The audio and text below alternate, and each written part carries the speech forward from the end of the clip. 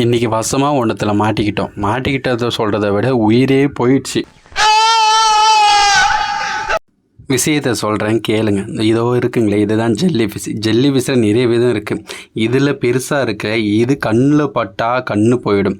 அது பக்கத்தில் இதோ இருக்க பாருங்கள், மஞ்சள் கலரில் ஒரு ஆரஞ்சு மிட்டாய் மாரி ஆரஞ்சு கலராக இருக்குது. இதெல்லாம் உடம்புல பட்டால் உடம்பு ரணகாலமாக ஆகிடும்.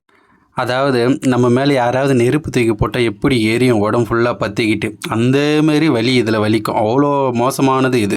சில பேர் ஈஸியாக சொல்லிடுறாங்க, கடலுக்கு போகிறீங்க, ஜாலியாக போகிறீங்க, மீன் பிடிச்சிட்டு ஈஸியாக வந்துடுறீங்க. அவங்களுக்குலாம் இதை எடுத்து மூஞ்சில் பூசினா தான் என் ஆசை தீரும். அப்போ தான் சொல்ல மாட்டாங்க மறுபடியும் கடல்லாம் ஈஸி அப்படின்னு சொல்லவே மாட்டாங்க. ஏன்னா இதோட வலி அவங்களுக்கு பட்டால் கண்டிப்பாக புரியும்.